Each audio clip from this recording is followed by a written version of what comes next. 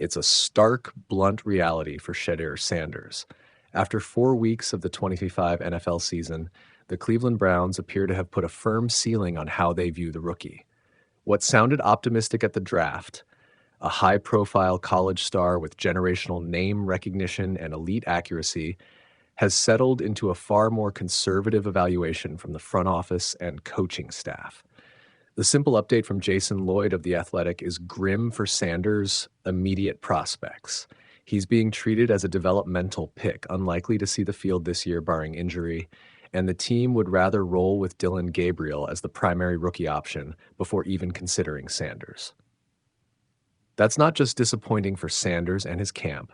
It's a major strategic choice that reshapes Cleveland's quarterback timeline and raises important questions about draft evaluation, roster construction, and the Browns' immediate competitive aims. First, let's be frank about the on-field context. Joe Flacco remains the starter. At 40 years old, he's a veteran who provides steadiness and a known quantity, but his numbers through 4 games, 815 yards, 2 touchdowns, 6 interceptions, and a completion rate hovering around 58%, are far from encouraging. Those stats don't scream short-term stability. The offense has struggled mightily. Cleveland averages barely over a touchdown or 2 a game and has been a sputtering, turnover-prone unit, more dependent on its defense than its offense. By almost any fair measure, the Browns should be experimenting. If this were a clear tanking for development year, you'd expect both rookie quarterbacks to get meaningful reps sooner rather than later, so the front office could collect data on whether either is franchise material. Instead, the Browns appear to be choosing a third path.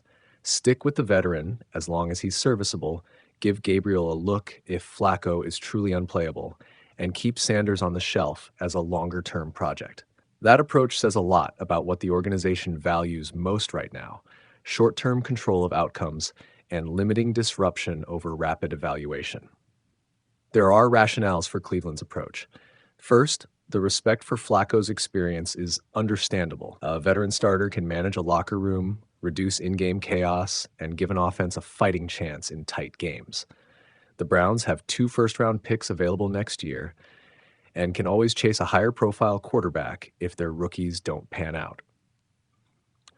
From a roster management perspective, treating Sanders as a developmental asset protects what the organization sees as optionality.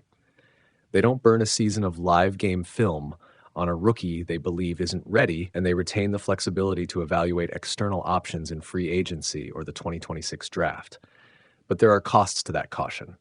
The most obvious is opportunity cost. Game reps are the most revealing, consequential tool for evaluating an NFL quarterback. Preseason and practice reps are useful, but nothing replicates the speed, pressure, and nuance of regular season snaps. By keeping Sanders inactive on game days, available only as an emergency, the Browns are depriving themselves of the chance to learn to correct mechanical and decision-making tendencies under real stress, and to discover whether his college success can translate to the pro level.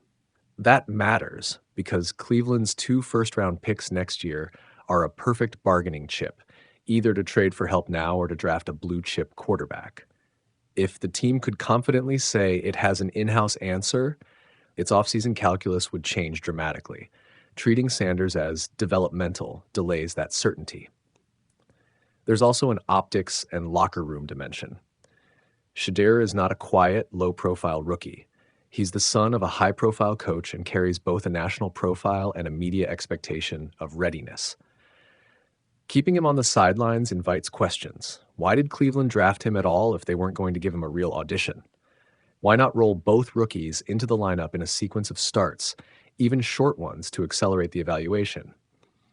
Fans, particularly the local fan base that watched the draft, feel entitled to answers, and ownership will want clarity on whether those 2 first-round selections for 2026 are likely to be spent on quarterback again. The perception that the Browns aren't developing what they drafted can create friction with the fan base and amplify calls for more aggressive roster moves. There's also the quarterback development argument itself. Sanders' strengths are clear from college tape: elite touch, accuracy, and an ability to throw with timing in tight windows.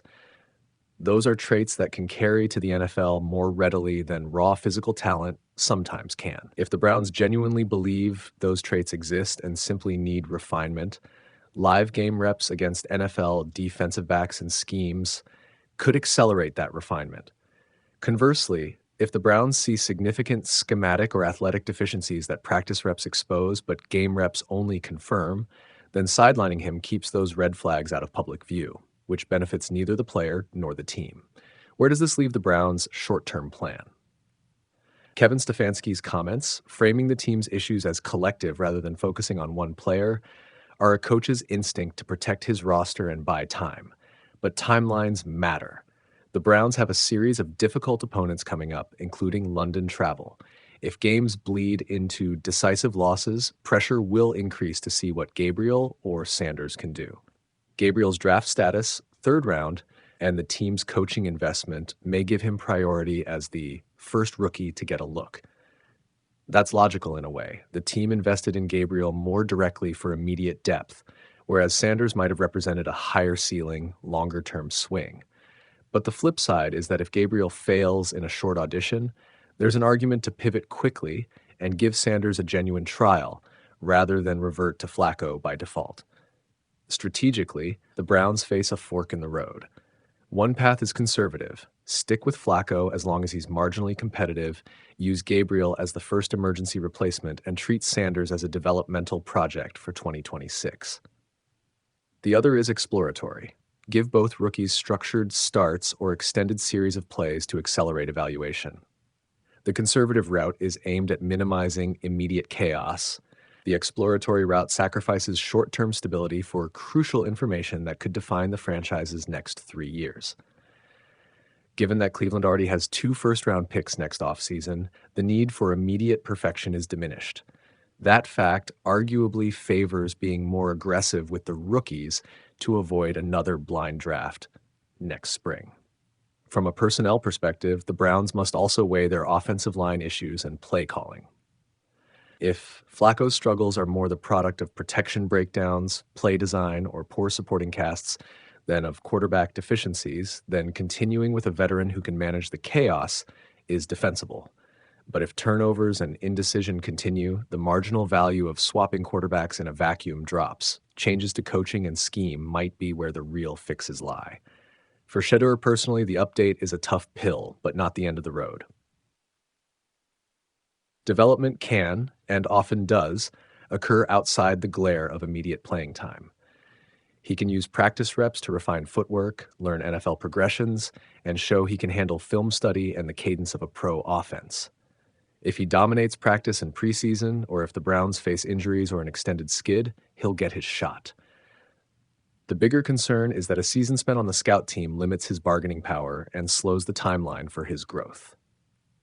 At the end of the day, Cleveland's approach is a deliberate, risk-averse one. It values control, short-term steadiness, and organizational flexibility. That's defensible, but it's also a path that prolongs uncertainty and potentially wastes the most valuable evaluation currency, live game snaps.